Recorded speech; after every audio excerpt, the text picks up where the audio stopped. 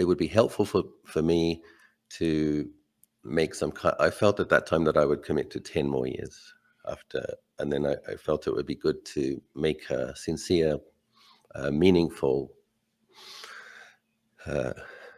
vow in a special place. And I had been to Bodh Gaya. I'd been to the 4 holy sites after my 6th Pansa, 4 years previous to that.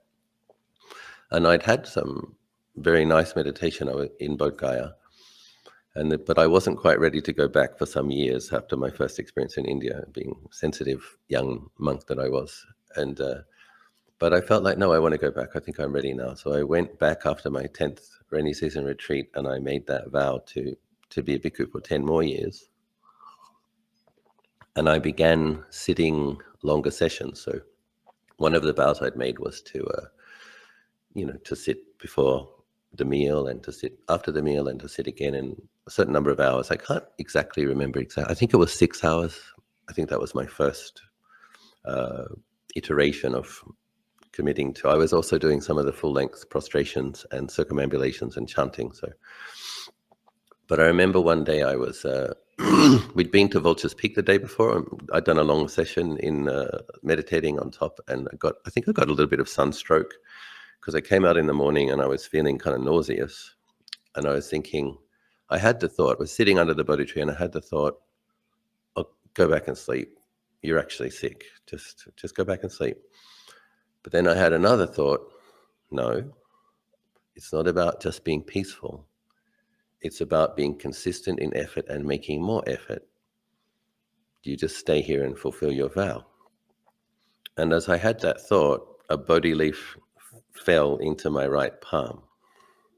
Lovely little palm-shaped Bodhi leaf. And the sense that I had was that the devas of the Bodhi tree were saying, that's right, Ajahn Achalo. you follow through on your adhittana. It's not just about being peaceful. It's about being consistent and committed. But there was another occasion, same time. This was my second attempt of a intensive practice in Bodh Gaya. The first one was after the 6th Pansa. But there was a lay person who was one of my attendants, was getting into some interpersonal stuff with other people. She wanted to meet with me, but she didn't show up at the set spot, and I had my vow, and I was like, what am I going to do? What am I going to do? And I go, no, I'm going to the Bodhi tree. I'm going to fulfill my vow. And I was sitting under the Bodhi tree, and I felt a bit bad. I felt like, oh, this person's been supporting me. They had a problem. I said I'd meet them, but I waited like half an hour after the appointment time, and I thought, no, I need to fulfill my vow. And I was sitting under the Bodhi tree, and I had the thought of, yeah, you need to fulfill your vow. Don't get caught up in other people's karma. You can talk after the temple closes, see what's going on. And another Bodhi leaf fell, this time into my left palm. So, and again, it was this sense of, yeah, it's like that. I felt as though the devas of the Bodhi tree were saying, that's right, Ajahn Achalo, you keep focus on what you're doing here and don't get swayed by other people's karma too much. And then finally there was I was doing some full-length prostrations, and I just fulfilled the vow, and I made another vow. I think I'd vowed to do 4,000 full-length prostrations, and then I made a vow to do another 3,000. So I just finished the 4,000. And Ling Rinpoche, the reincarnated teacher of the Dalai Lama, walked in front of my bowing board, and I went and said hello to him under the Bodhi tree, and he handed me a Bodhi leaf. So there was just an interesting synchronicity of the fact that I just fulfilled that first vow, and now this illustrious Lama walked right in front of my bowing board and gave me there was a bit of a sense of a reward for having fulfilled that vow, and anumodana for making a subsequent vow. So yeah, that's one story about Bodhi leaves. And I kept those Bodhi leaves, actually. I framed them kind of left, right, and center as a recollection of those experiences. Tan Ajahn, as you're talking, I'm remembering that you were actually my inspiration for doing the certain number of large number of contacted you when I had this big aspiration to bow 100,000 times, and you gave me a lot of encouragement. So I only And I'm curious, accumulated you 17,000 in Bodh Gaya. So I noticed that if you bow a lot when you come to sit, it hurts. So I changed my I changed my vow to sitting more. Yeah, I just this word aditana is one which Ajahn Nisabho used, and you've used a lot. And Right. it's translated as a strong determination. That's how they translate it in the Goenka tradition. And different teachers mean different things when they say it. And I've heard this kind of interesting way that Thai people will use it as like, if I see a sign, then I will do some hard practice. Like I'll sit for the Right. next 3 hours if I see a shooting star or something like that. What could you explain that as you understand it, that form of So yeah, aditana? I And think it still is in the realm of aditana, but it's like making a determination. So you make a determination to do a certain practice, and we understand that we do this to build on our determination parami. So it's like you make the aditana, and then you follow through with determination to complete the aditana. And then there's the way that people dedicate merit. So they'll do certain practice or be generous in a certain way, or keep extra precepts, etc., do extra practice. And then sometimes they dedicate the merit. They make a determination after fulfilling as well, like, due to this merit, may I, be able to sell my house so that I can move to another state, or whatever it is, whatever a person's thinks. But they follow through with the virtuous activity first. And sometimes it's a bit like bargaining with the devas or the merit of the Buddha, but it can be very skillful, and it can motivate a lot of skillful things, and people do a lot of practice with goals in mind. Yeah, and there's places, of course, which are famous for where people make determinations and requests, and some places are considered more potent than others for getting a result. So, yeah. Tan Ajahn, I think we have a lot of questions about devas and aditanas, but I actually wanted to begin just with a much more humble story with you, which you mentioned this progression in your first 5 years of barely making it to the end of your first year and then barely to the end of your second. And I found that to be very humanizing. Would you just maybe start us off, or I guess the second question or third, but with talking about your kind of struggle through the first few years of being a monk? Yeah, it's interesting. And I do think, obviously, it does tie in with faith, because the thing that made it, obviously, I had a lot of struggles turning up as a 23-year-old from Australia who hadn't had any much religious training to speak of, and hadn't been especially disciplined in my life, and life had been quite sensual. To turn up at Wat Nong Pah Pong at the age of 23, and the 3 a.m. morning bell, and walking barefoot on the stones for 5 kilometers. In those days, the roads hadn't been sealed, and the alms rounds were longer, and oftentimes there wasn't an attendant behind you. There wasn't as many people coming to ordain, so you'd be having 2 full bowls of sticky rice with one strap going that way, another strap going that way, barely able to breathe, the extra weight pushing your feet down harder onto the sharp stones. And you know how it is, having to get back before the Ajahn. And it wasn't easy, sleeping on a straw mat, and mosquitoes, and the whole thing. And then also the kind of fault-finding culture among Western monastics. It's normal that we actually have to have that. It's seeing the drawbacks of samsara and conditioned reality, which makes us seek for something better. So that's what gets us there. But then when we're there and we all have that, and we're all living together, a really highly developed fault-finding mind, and we're all living together in that soup, it's not easy. And I had been someone who'd worked in a vegan cafe, and New Age people, shiatsu people, yoga people, and we would kind of hug and call each other babe, and everybody smelt nice. And so there I was with these kind of smelly, fault-finding monks in this situation where everything was like, don't do it that way, do it this way. And it wasn't easy.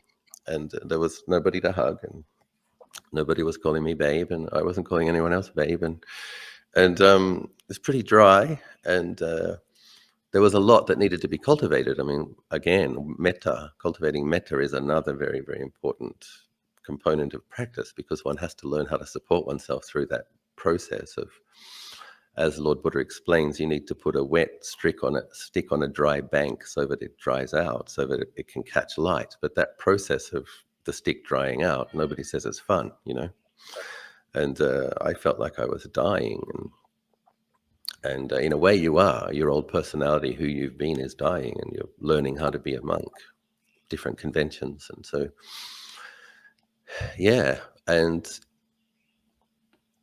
I never thought, to be honest, in those days that I would ever be someone that would be able to say that I sat 3,000 hours of meditation in Bodh Gaya, or that, you know, I established a monastery, or I built a chedi, you know,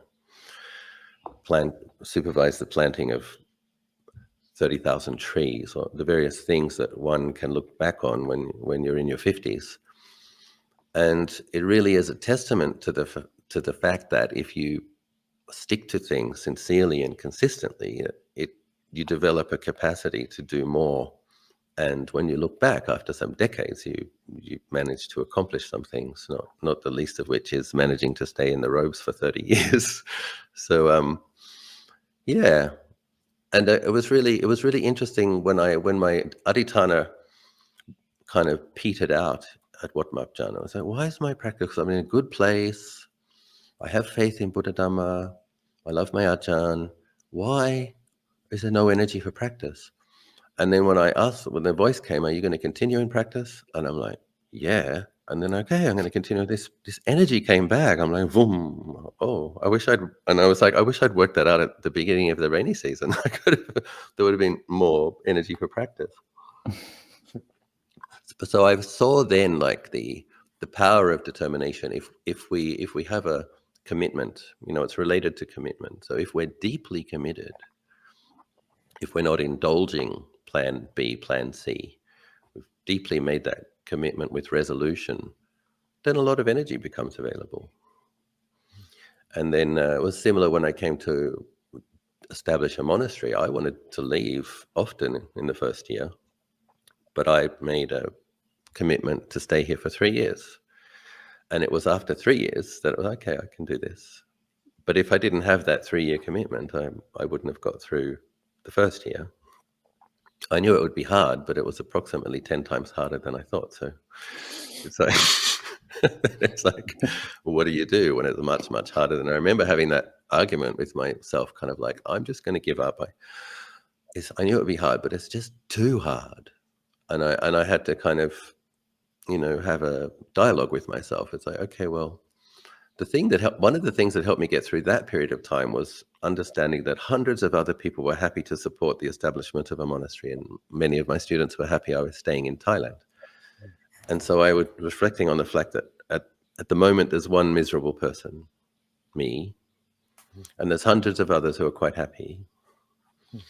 And if I leave, there'll be hundreds of sad people, and you know, that probably won't be helpful for my happiness if knowing that. So I just stuck to it. And then after 3 years, you develop a bit more capacity for what is at first just exhausting. And so, yeah, determination, commitment, patient endurance, they all overlap, don't they? And also faith, if you do have faith in the value of what you're doing, and if you have enough metta to support yourself through the process, all of these things are linked. Tan Ajahn, you talk about being like a really sensual person when you were growing up, you know, liking, you know, good tasty food and nice smells, and not liking bad smells, etc. And then coming to Buddhism, where there is this renunciate ethos, and yeah, going back to the earliest texts of the Buddha himself, you know, really saying that, yeah, talking about the dangers of sensuality. And it sounds like you've really found creatively ways to channel this love of beauty, love, the appreciation of pleasure into these, you know, path allowable means, such as creating a community, planting trees, monastery beautification, and the meditation. And I'm curious if you could just speak more to any of those, like the allowable beauty of a Buddhist life. Right. I'm actually slightly embarrassed about how beautiful my monastery is. But I never set the intention to make the monastery as beautiful as I could. But the way my mind works is I actually really don't like building projects. Like, there are monks that love to get out and look at the rebar and the concrete and the ditches and the dirt. No, that's not the part I like, right? I don't like that part. I like the designing part, and I like the finishing touches part, and I don't like everything else in between. That, just dust, noise, mud, deliveries, having to meet with contractors and looking over the finances, all of that is not enjoyable to me. The thing that gets me through, I have a capacity to visualize. So the thing that gets me through my own projects is visualizing it being beautiful at the end. And so, because I have quite a gift for visualization, things turn out quite beautiful at the end. And but we have to work with what we have, and so that's how I get through it. If there was another monk here that would be happy to build the toilet block, for example, and delegate that, I probably wouldn't be as. I've just finished a toilet block and it's really quite beautiful, so which is kind of ridiculous, but it does have a lovely sitting space on top of the toilet block under the trees. So it's like there's things that you can do, when you try to make it as harmonious as possible with the nature, try to make it multifunctional. There's other things that you learn, but yeah, I think the Dhamma, beautiful in the beginning, beautiful in the middle, beautiful in the end, or lovely in the beginning, lovely in the middle, lovely in the end. So someone with my character probably has to put more emphasis on samatha. When you don't know how to do that at first, you don't know how to use your reflective mind, at least I didn't, to hold a beautiful perception in mind, especially when you have a gift for fault finding. So how you learn how to hold a beautiful perception in the mind. And that was one of the wonderful things about practicing in Bodh Gaya, is it's easy to recollect the Buddha. It's easy to, you're feeling a bit kind of sleepy, you're a bit grumpy, or there's some obnoxious noise behind you, and you open your eyes and you see this beautiful the Bodhi tree, and you think of what Lord Buddha accomplished there, and you see these people expressing their faith in various ways, and it's so uplifting. And so yeah, holding the beautiful example of the Buddha and his path to his enlightenment and his impeccable conduct and understanding the enormous benefit he brought into the universe, like gladdening the mind with Buddhanusati and making it really real by going to the place where it really happened, and then allowing that joy. Like when you know how to give rise to a wholesome type of joy, then really holding that, like don't skipping over that. Okay, did the joy part. No, it's like just like allowing the mind to be pervaded and nourished and become full of that wholesome joy. Then when then we're talking about piti and sukha, these kind of factors of jhana, right? So if you know how to do this skillfully, this can lead to ekaggata, or at least a significant amount of collectedness, depending on how much parami a person has in that area.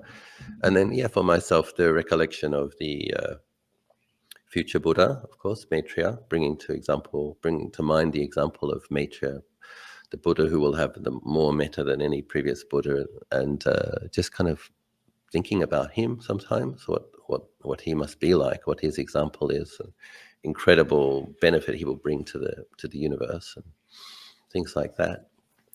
Ajahn, I feel like you're speaking of pilgrimage, and this is kind of one of the more, to Bodh Gaya, one of the more pure manifestations of Buddhanusati, and this wholesome route to, piti and sukha and sara.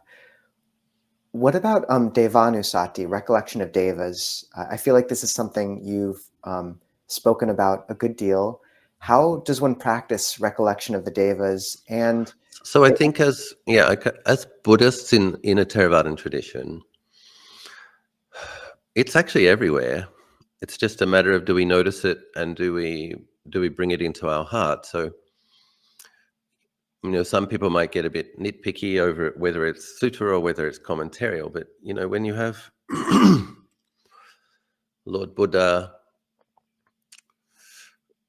after practicing the austerities and having his insight into he's too tight, there was some analogy of a lute whose strings were too tight. And I can't even remember which deva that came, but a deity came and said, "It's true, Lord Buddha, that may have been Indra."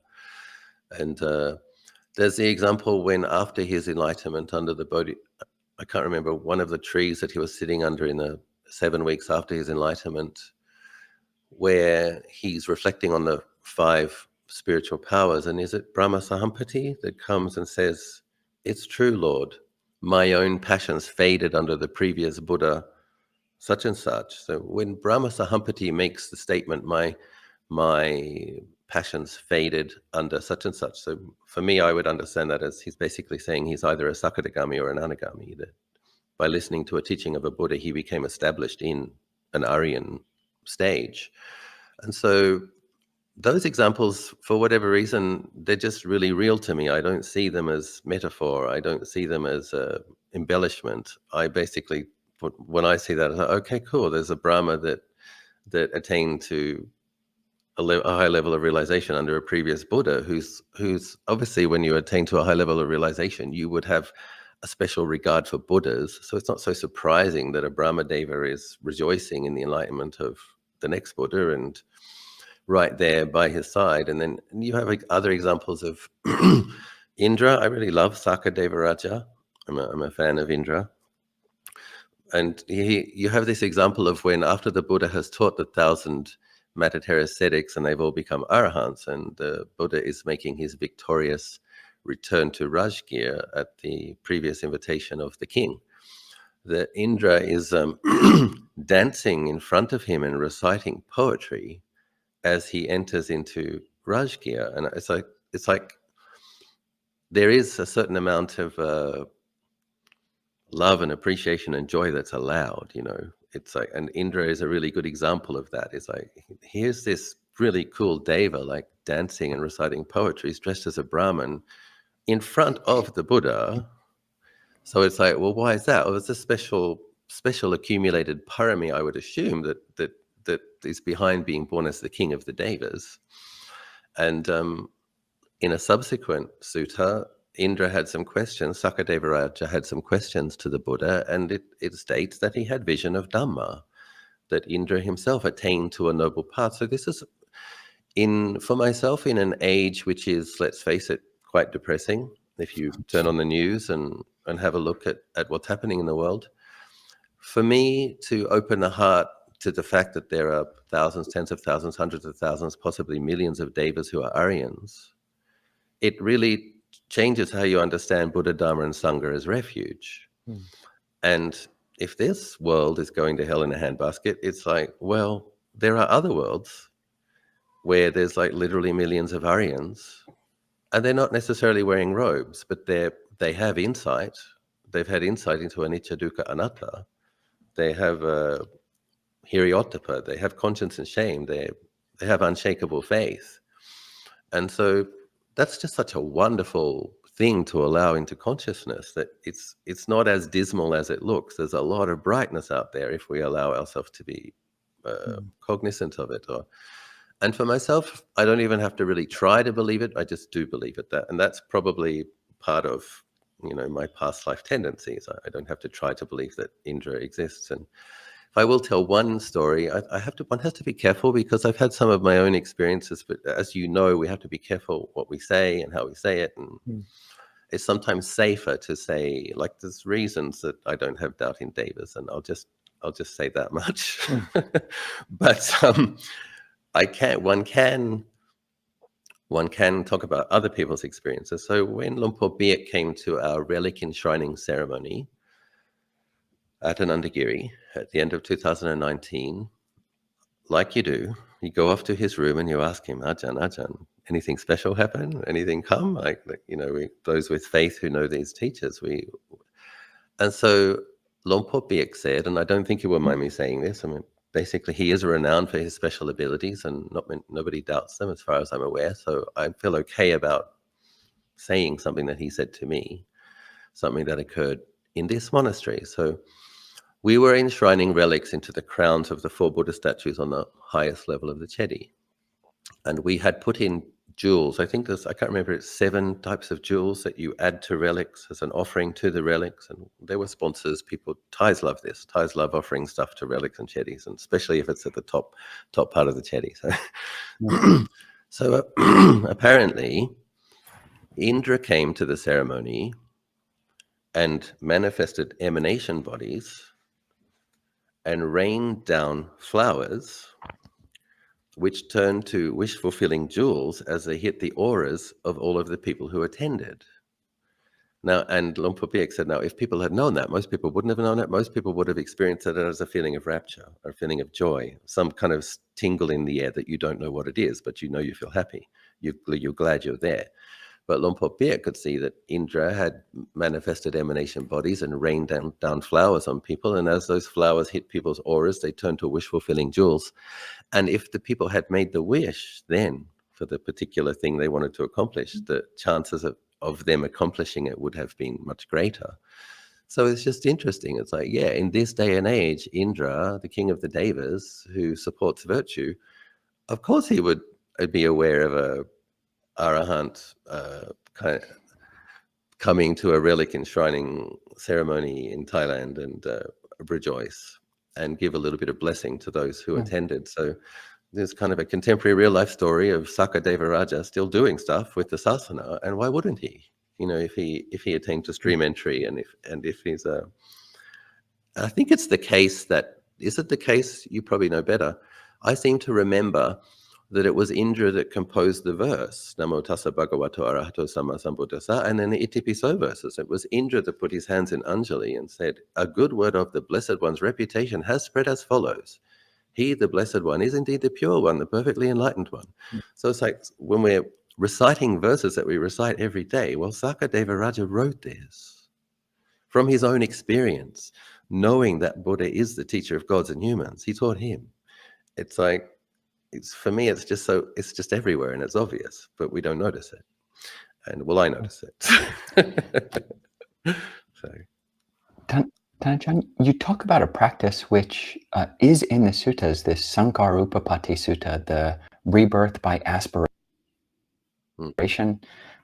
about by Western teachers, but it is there in the canon, and it might be somewhat noxious to some modern Buddhists who think, oh, I'm going to be a stream enter or an arahant in this lifetime, and thinking about a future life is just some kind of God worship, or just dismissing it like that. But for people who have faith in the suttas, and how would you actually recommend that for someone who does aspire to arahantship? What deva realm actually do you think might be the most conducive to that attainment, to being surrounded by beings who are practicing the Dhamma? Yes, interesting subject that you brought up. I think modern people's minds are affected by nihilism much more than they realize.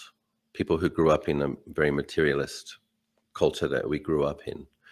So there's an aversion. There's a aversion to thinking about subsequent lives or parallel realms in some people. And those people tend to think that those of us who have faith in these things are a bit strange. From where I sit, of course, in what is still the heartland of Theravada Buddhism, surrounded by millions of faith types, those people seem a bit strange to us. And for us, rebirth is real, heavens are real, devas are real. And so I think the best place to aspire to be reborn in the Deva realms as a Buddhist practitioner, as a cultivator, as someone who wants to continue to cultivate, is Tushita heaven. Tushita heaven is literally called the heaven of the contented. So it's not a realm where beings are delighting a lot of sensuality. The reason they are contented, I asked Tan Ajahn Anan, is because their mind are resonating with Upajjhara Samadhi. That's kind of the level of their experience. The baseline level of their experience is Upajjhara Samadhi. So it's like only wholesome thoughts, not many thoughts. And they can meditate. So beings in Tushita heaven are born apparently spontaneously on lotuses. And they can meditate and they can listen to Dhamma. And so apparently beings who have like long-term path aspirations, like those who are aspiring for Buddhahood, great discipleship, being foremost in certain qualities, they will rest between lives sometimes in Tushita, and they will, from Tushita, they will be able to review the most suitable rebirth to continue their cultivation. Because sometimes the world isn't in a state where it's so conducive or possible to cultivate virtue. If you're born at a time when there's a lot of non-virtue, your own virtue might be damaged. So sometimes these beings have to take a break and then find a suitable rebirth. So being born in that realm, Ajahn Anan describes it as being a realm for cultivators on Buddhist paths. So in terms of having Kalyanamitta, good examples. And it's also, if you go any higher than that, if you go to a Brahma realm, there's some danger of becoming deluded by the mind's radiance. So they can become more affected by vanity and conceit. But suppose you're in Tushita and you can see how much more Bharami all these devas have than you. That's not going to be conducive to becoming proud and deluded, right? It's like if I compare my Bharami to Maitreya's, for example, I'm like, whoa, it's very humbling in the nicest way. Having spent 16 asankhya's and 100,000 eons, it's like, okay, wow, that's the real deal.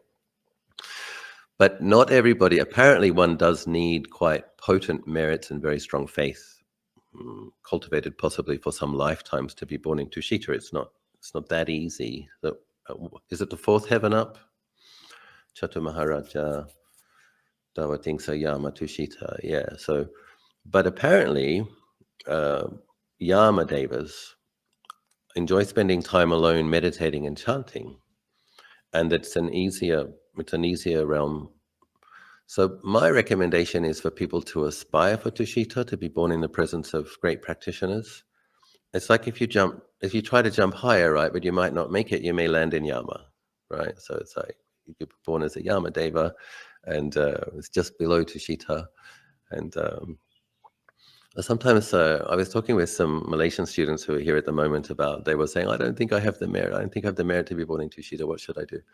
And I remember attending the Dalai Lama's teachings in Melbourne many years ago, and there was like, there's the people on the stage, and then there's the people in the front row, and then there's the people in the back of the stadium at the back row. But then there was also a screen outside where it was like telecast live, and there was the people outside. And so everybody was listening to the teachings. It's just probably when the Dalai Lama's kind of fame and teaching were peaking in the world, and a lot of people were going to see him wherever he went. So I see it as a bit like that, right? If you're a Yama Deva, you're outside listening to the teachings, looking at the screen. You're not on the stage, but you're hearing the teachings. You're in the presence of goodness. You're cognizant of it. It's right there. And so yes, Tushita Deva is a first choice, Yama Deva as a second choice. The danger of the Dawatingsa realm is apparently it's very sensual, and you can exhaust your merits. And also, I mean, most people understand that it's difficult to maintain a focus on practice with the level of sensuality, distraction, and entertainment that we currently have. In Dawatingsa, imagine that the food is nicer, the sounds are nicer, the tastes are nicer, the clothes are nicer, everything's nicer. How it's not going to be easy to focus on practice. So, and that heightened, that kind of superior pleasure is the result of merit. It's because people have been generous and kind and helped others to have happiness and contentment and joy, etc., comfort, that they experience such things. But there's a danger to developing more attachment to sensuality and exhausting merits as well. So but sometimes I think for some people,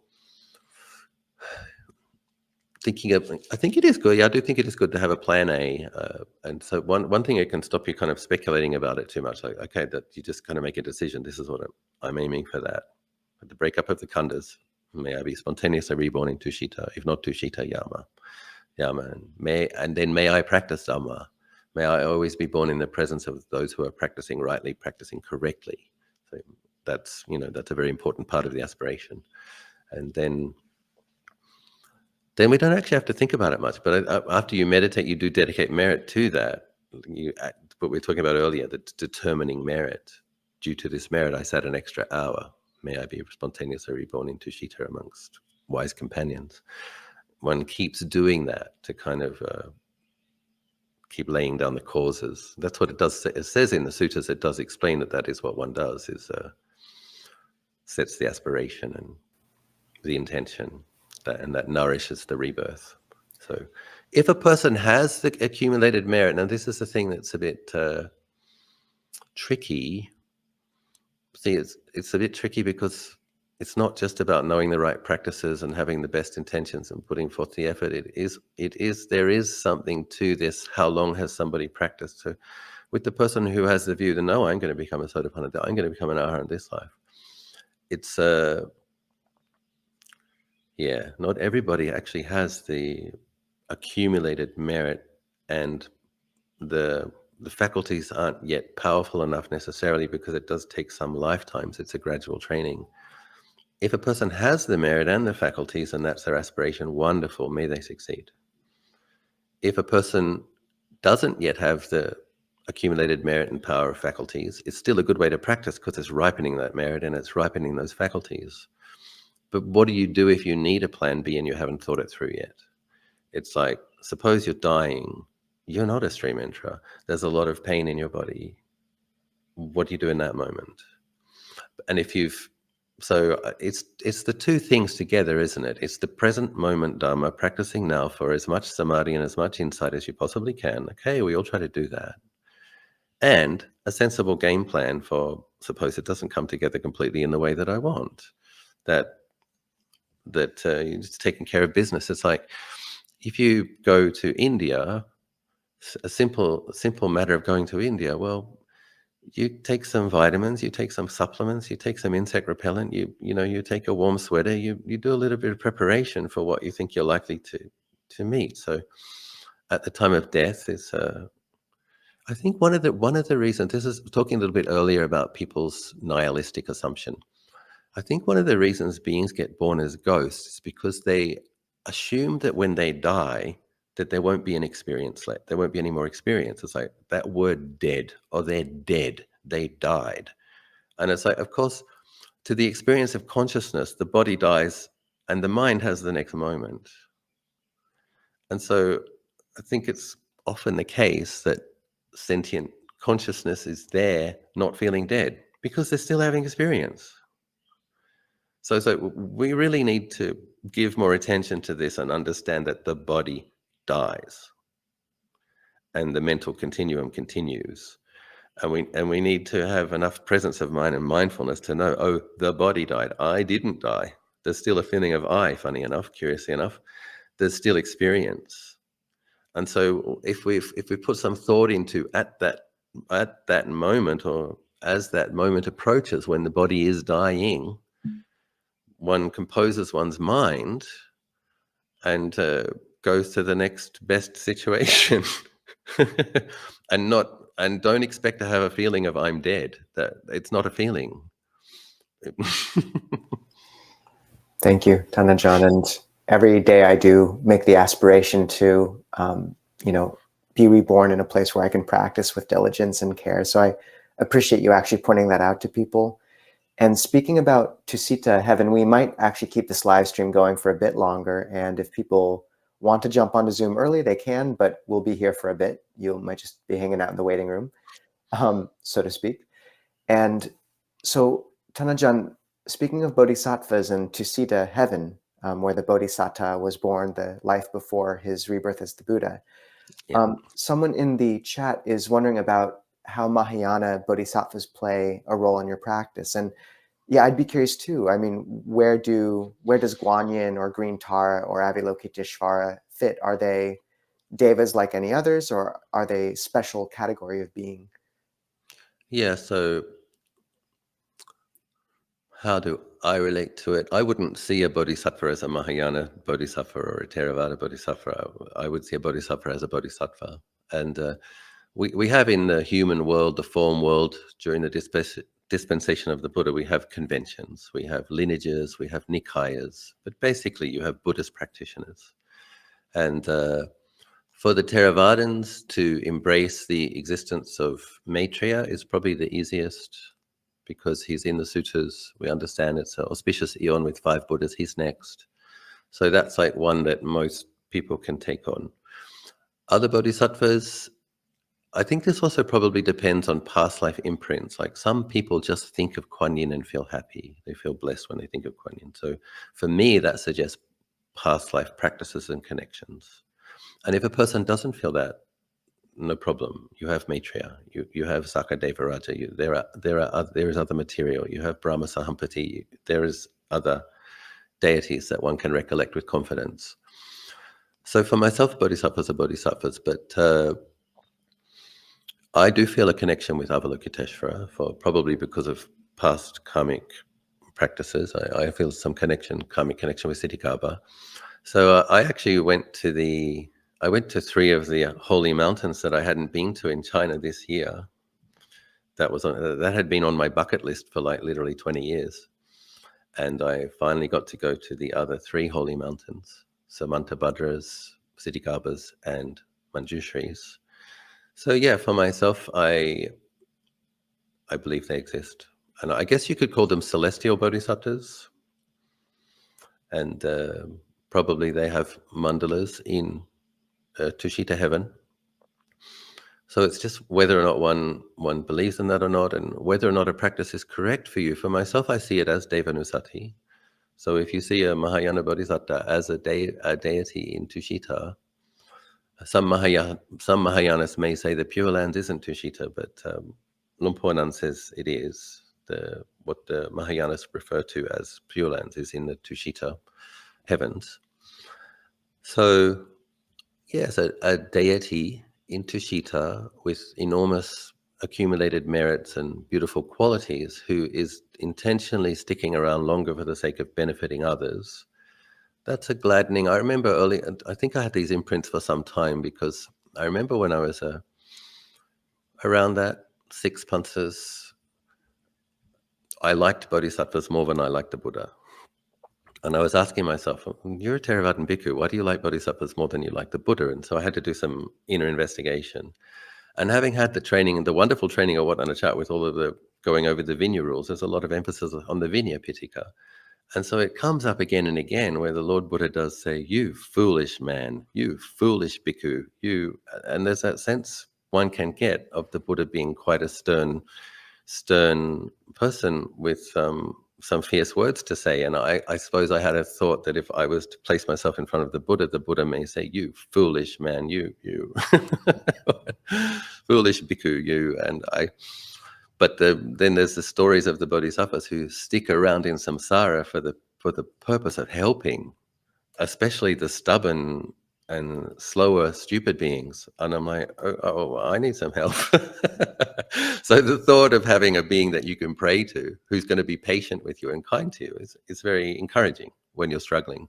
So I would say now I have equal appreciation for Buddhas and bodhisattvas. I've done some work in that area, and I have loving respect and gratitude to Lord Buddha. And practicing in Bodhgaya actually helped in that process, because there's times there when you're meditating that it's as though you can feel the presence. It's probably the merit of the Buddha that I'm sure there's things that he did imparted a certain amount of his merit, so that when people came and paid respects, they would get a large amount of merit. So there's something there, subtle phenomenon. And when your mind gets peaceful enough that there's some empathy with it, some resonance with it, it almost feels that you're meditating in the presence of the Buddha. And so when you feel the metta of the Buddha, you feel the merit of the Buddha, then you understand that before the Buddha was a bodhisattva, just like Avalokiteshvara or Kuan Yin. So of course he has the requisite compassion and metta equal to the bodhisattvas.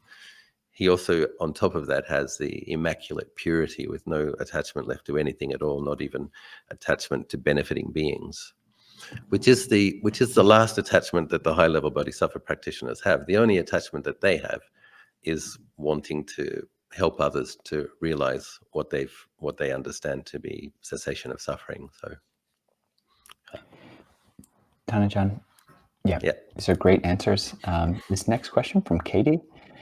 Dear Ajahn, in other realms, is there as much technology as there is in the human world? It's something I feel increasingly concerned about. Actually, Bhikkhu Bodhi, out of seemingly nowhere, recently was just saying that, devas don't like the technology, and they kind of, or don't like centers of technology, and they'll stay away from that. So, yeah, what is your take on this? I can't speak from my personal experience of what tech the devas have, but I would think that I don't think we're the only human world out there, and I do think that there are other world systems where there are worlds where there is technology. So, in terms of the form world, I'm sure there's a lot of tech in a lot of other places. I think the devas communicate telepathically. I think they know what each other is thinking. It's quite a transparent experience. And I asked Ajahn Anan recently, I have a feeling when we, on our Uposatha days, when 20 or 30 villages come, I just had this intuitive feeling that there's more devas than humans coming to take the precepts. So I wanted to check that. And Luang Por Anan said, it is true that a lot of Nagas and tree devas come to take the precepts and on the Uposatha day because they want to cultivate their virtue further. And I said, do they listen to the Dharma talk? And Tan Ajahn says they do, but they don't. What they listen to is the flow of the mind. And then their set of khandas interprets that. It's like they have their own translation system. They can actually deduce the Dhamma that you're talking about, but they're getting it from it's like the vibration or the resonance then is interpreted however they understand language. So that's interesting. There's a kind of, sometimes not many people come and I'm like, oh, these humans these days are just not as interested as they used to be. And then there's this sense of, hang on, it's not just the humans. There are other beings benefiting. So give the precepts and give the Dhamma talk. That's a beautiful recollection, Tan Ajahn, and just appreciating you speaking to a part of Buddhism that is not spoken about almost at all in the West, and I find it's quite heartening. So thank you for that and for joining us for the last 45 minutes as well. My pleasure. And if people want to, I know we didn't get to nearly all the questions, but we will be moving on to Zoom with Tan Ajahn, and I just pasted the link into the chat. You can join us there from 6:45 to 7:30. And if you ever want to visit Tan Ajahn in Thailand or see more of his teachings, it's, I think, peacebeyondsuffering.org, if I remember right. Is that the right website, Tan Ajahn? That's right. Okay, and strategically doesn't have an address listed, but you can find the teachings there. So we'll see you hopefully all soon on Zoom. And Tan Ajahn, thank you again so much. See you in a second.